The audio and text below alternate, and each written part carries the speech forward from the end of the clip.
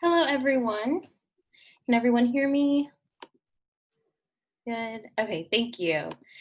Good morning, SNPhA. My name is Mariah Franklin. I am a rising third-year pharmacy student at the University of North Carolina, Chapel Hill. I am happy to be speaking with you all today. In these unprecedented times, communication has become increasingly important. We have all been forced to communicate with classmates, colleagues, family, and friends using new and innovative methods. Throughout these difficult times, the mission of the Student National Pharmaceutical Association has remained constant: to serve the underserved. I'm vying for your vote today in order to use my communication skills and creativity to help SNPhA achieve its ultimate mission. I am running for corresponding secretary for the 2020-2021 school year under the platform LINK, linking students and professional membership, including students' early matriculation, negating boundaries, and keeping the patient first. I have several goals under these objectives to help both SNPhA achieve its mission and to help members reach individual goals. L, linking students and professional membership. Under this objective, I plan to continue the professional development series with pharmacy professionals initiated by 2019-2020 SNPhA Corresponding Secretary, Dr. Raina Roan. I, including students early in matriculation.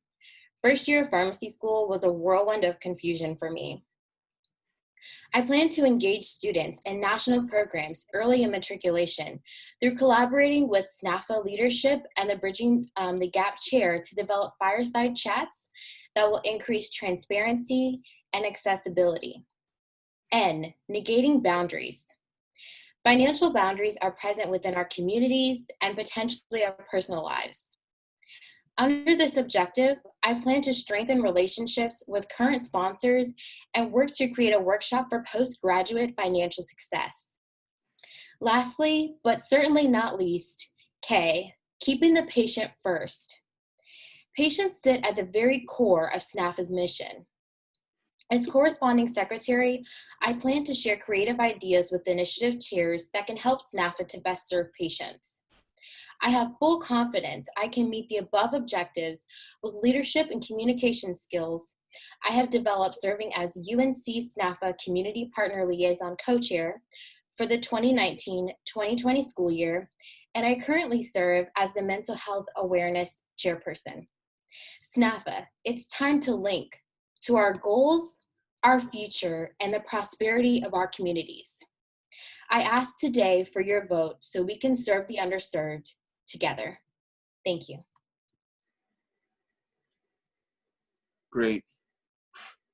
So now we'll have the nominations committee ask a question. I'm not sure who's asking that question.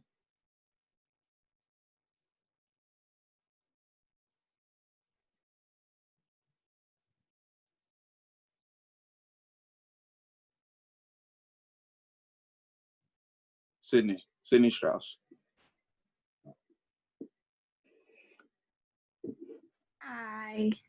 All right. So our question for you is, it's a little bit of a long one.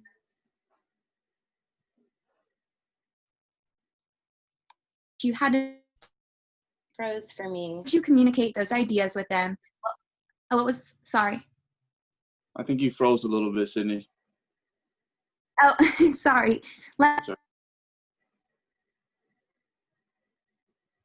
Okay, so it was, tell me about a meeting in which you had to tell others things they did not want to hear. How did you communicate those ideas with them? What was the result of the communication? And if you could do it again, is there anything you would change and why? Okay. Yes, thank you for that question. And I do see it in the chat, and thank you so much for posting that there. So I also work as an intern at Walgreens Specialty Pharmacy, and we have several meetings where potentially we have to talk about just different things going on with our patients and different new policies. So of course, with everything going on with COVID, we had to talk about different like social distancing practices and everything. And it was difficult to get everyone on board with exactly what everyone needed to do. And so I think that in order to be effective in communicating in difficult conversations or difficult meetings, it's important to make sure that everyone understands exactly why different policies or something are changing, or how they can help and how it will benefit them. I think that sometimes when you have difficult conversations with people, it's hard for people to conceptualize how it's best for the greater good. Nobody really wants to sit there and make all these calls all day long. But if you tell them exactly why it's important and how they're helping to fulfill the mission of the company or their own personal mission each day, I think that can help to motivate people when different policies change or they hear something that may not be necessarily favorable. Thank you. All right, so now we'll have a question from the general membership. I think we have Tatiana.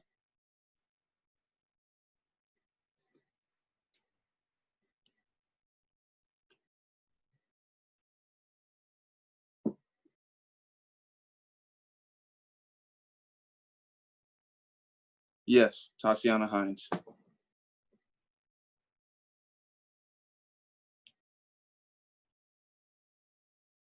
Oh, Tatiana Williams, I apologize.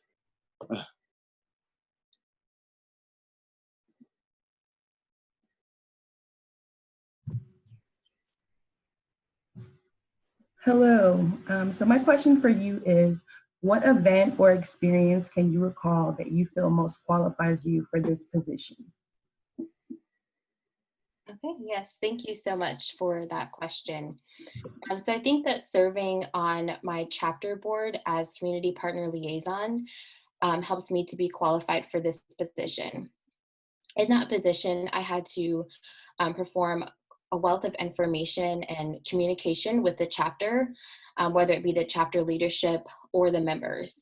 And it was important to be creative in that role to help members get on board and to help members to come out to these certain events and everything. And I think that really helped me to develop communication skills, and it also helped me to use some of my creativity. I'm not much of an artist or anything. I can't really draw a good picture, but I think that I was really able to be creative in helping people come out to certain events and really helping people to realize that what we learn in school, helping our patients can go so much beyond that, and encouraging different policies to help with wraparound services for our patients or raising awareness for different problems within our community can also be extremely helpful. Thank you, Mariah. Now we will shift to Taylor Mcleland, so she'll come out of the waiting room, and Mariah, you'll go into the waiting room. Thank you. You're welcome.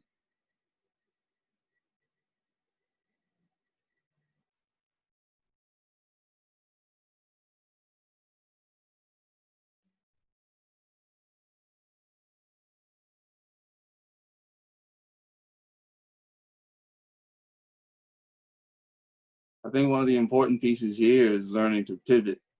We went through a lot this year, and there are a lot of changes happening and so much uncertainty. So bear with us as we work through these technical difficulties.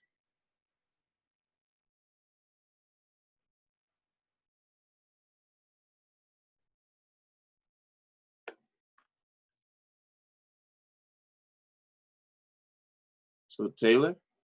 Yes, can you hear me? Yes, we can't see you though. Can't see me. Oh no.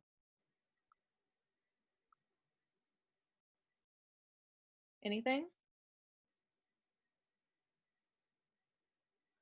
No. Hmm.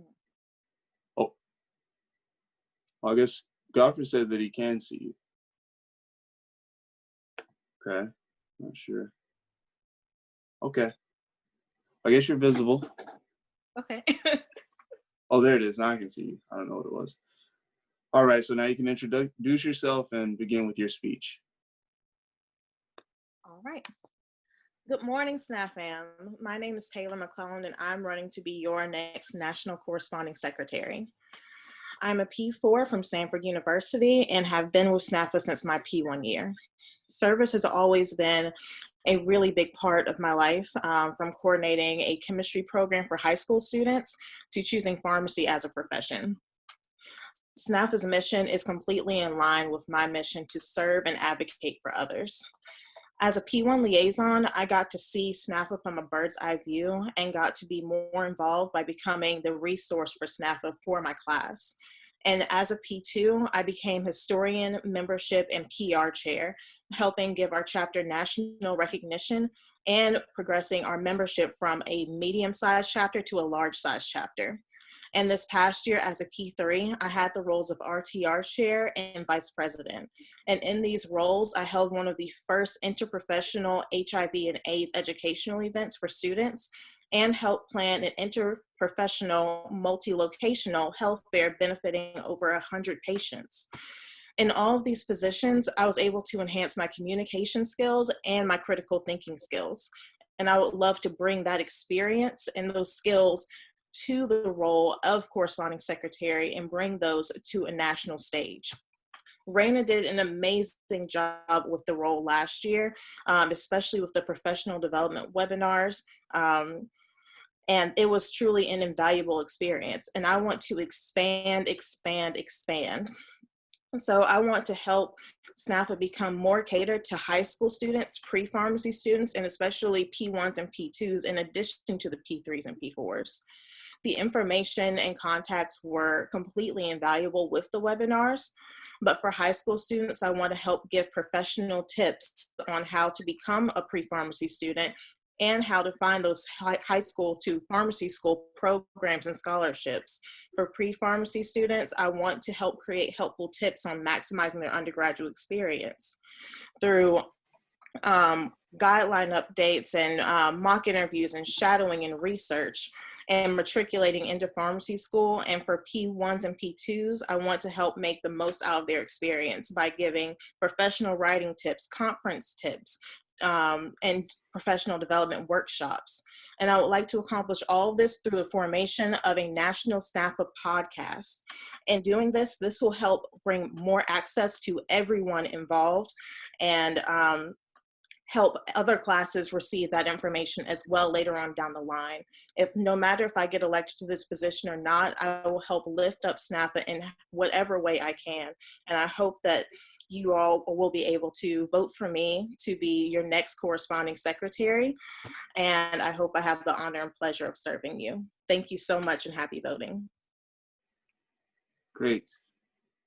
So now we'll have Sydney Strauss from the nominations committee ask you a question. Okay. Taylor, I think my internet's bad, so I'm going to send it in chat and also read it to you. Okay. Tell me about a meeting in which you had to tell others things they did not want to hear. How did you communicate those ideas to them? What was the result of the communication? And if you could do it again, is there anything you would change and why? Okay, the first one that comes to mind is during my undergraduate experience. I mentioned I did a chemistry program for high school students. It was through our chemistry club, and so basically the whole premise was I coordinated this program that catered to junior high students and high school students, and basically taught them chemistry in chemistry labs because their high schools weren't focusing on it.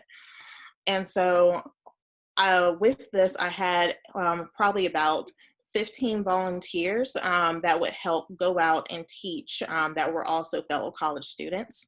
And sometimes they wouldn't always show up or prepare for the actual experiences, and so that the high school students could get the most out of the experience. And so I basically had to hold a meeting to kind of let them know, okay, so here's what's going on. We definitely need to kind of address a situation that's happening here.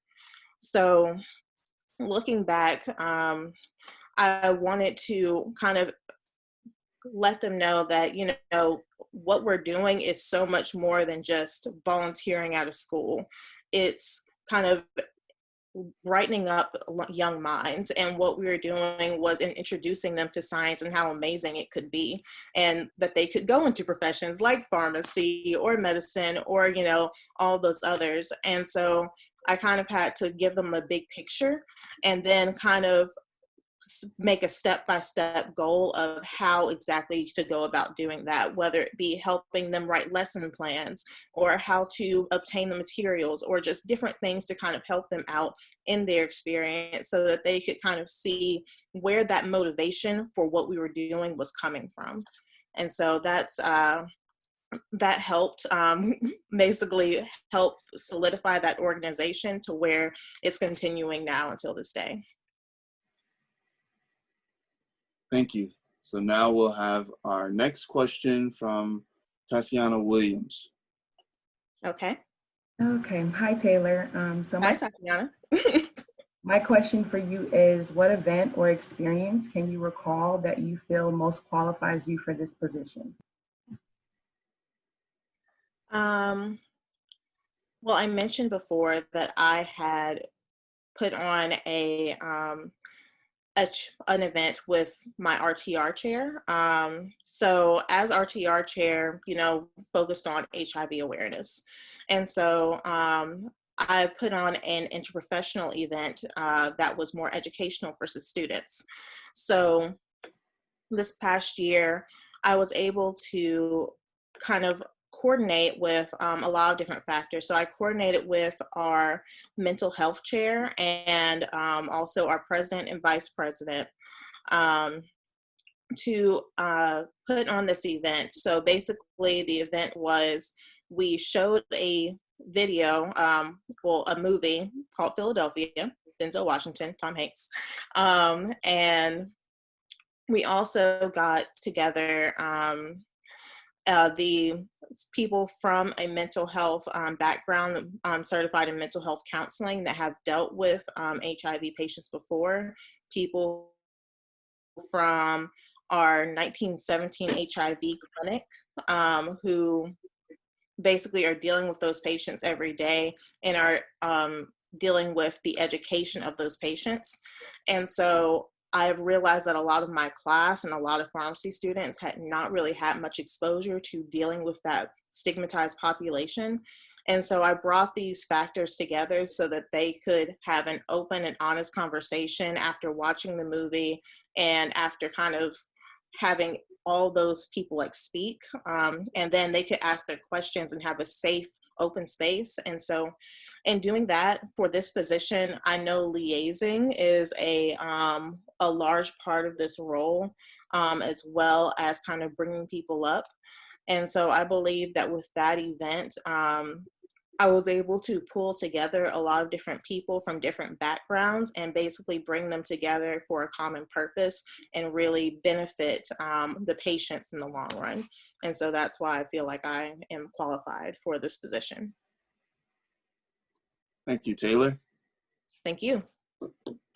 So now we will proceed with the next position.